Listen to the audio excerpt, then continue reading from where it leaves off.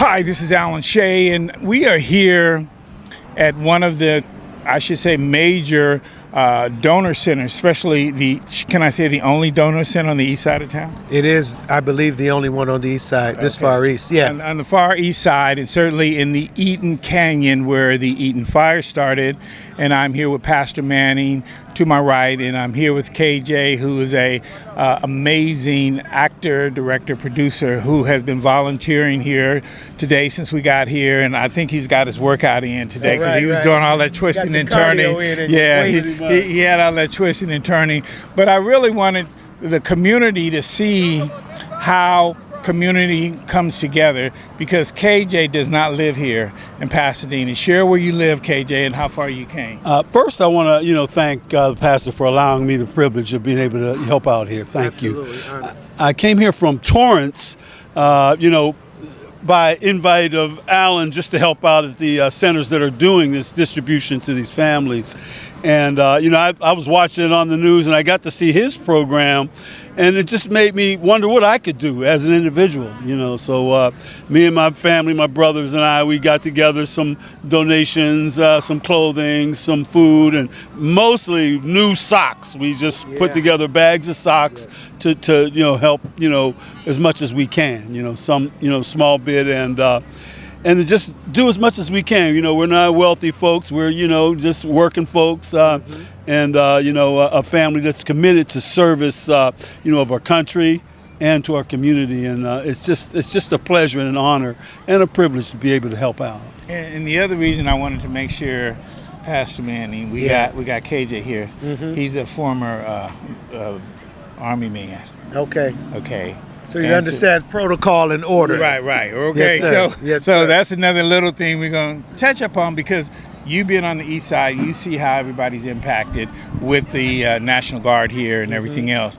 But before we share that with our viewers, why don't you share with us how has your donor center has had an impact on the east side of Pasadena since you started, since you're in your, fourth day or fifth day? Well, Brother KJ talked about just doing whatever part they can. And that's the wonderful thing about community. It's not equal amount, but it's equal sacrifice. And every little bit helps, whether you're serving, whether you're giving, whether you're donating. We've been here, we're going into our 6th day of serving this community from our East Campus. And we found out that so many of the Altadena and Pasadena residents still need resources. But the West has been inundated with resources, West Side, which is great, because many times Northwest and the West is overlooked. So that's wonderful. But over here on the East, it's easier to get to. We've got a great street that allows the traffic to flow. We've got a nice sized lot that people can come in and go out, get everything they need. So we're into our 6th day, and we're still doing it, serving our community. Our goal is to find a need and fill it, find a hurt and heal it. That's what the community is about, and that's really what church is about too. And why don't you share before we let you get off that rhythm, because you rolling so smooth. I thought you was gonna make a song out of it. I'm about to go into you may as well, because you can show that talent too, because he is so talented, and I've seen him in so many facets that it's kind of hard for me just to see him as just a pastor. He's truly an orchestrator of what the need is. And that's what I'd like to share with him and the viewers, because he brings so much humor, so much life, can relate to so many different people in different ways. Why don't you share with them really how has your exposure on the east side, which is definitely different than being on the west side and some of the west side churches, how have you been received by the east side community? Well, it's amazing, Alan, because and to our viewers, for several years we've been on the front line of activism and social justice and community engagement. And one of the things I've been saying for years when we're at city council or whatever, we need to have one Pasadena. Usually when there's a shooting or something, it's Northwest, and everybody else says, well, that's good as long as it's not here.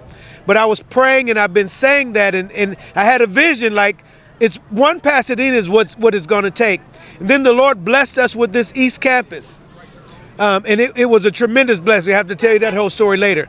But when he blessed us with this East Campus, it was not only a blessing for our church, but it was prophetic, because now Pasadena Church, which is here for the community, we've got a West Campus and an East Campus. So it has been through this church and through this effort, we're bringing our whole city together. And we're finding out that people in need don't care about these things. Crisis brings clarity. The things that you think matter don't matter when you're running from a fire, or when you need sanitation products, or when you need water and toilet paper.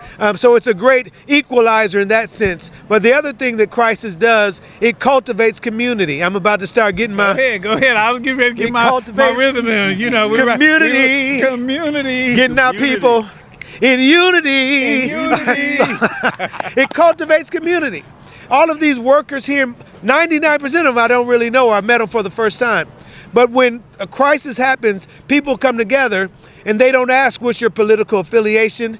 They don't ask what's your denomination. No questions I've heard about gender or what you think about these things. I've got my thoughts about it, but it doesn't matter in this space. It's all about community coming together to help somebody else who's hurting, somebody else who's in need. And that's a beautiful thing that's happening here.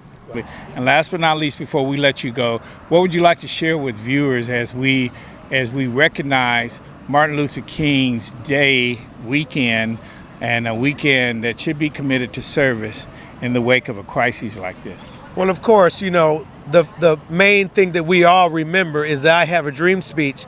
I just want to remind you that in Dr. King's dream speech, he said, I've been to the mountaintop. He hadn't been to the mountaintop, but he had already seen what he believed by faith that God was going to do.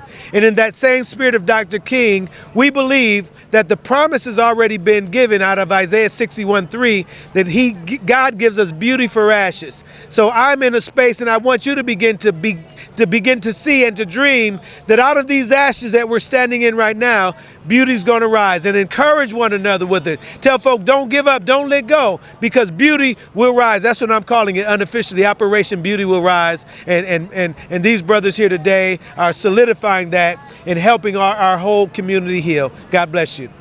I want to just thank you, my brother, because Right. love you, I appreciate everything you do. Amen. I know. And we're about to get busy. All right, we are. Okay. Brother, it's an honor meeting you there. And we're here, you know where we are, anything you need, or do you know other families?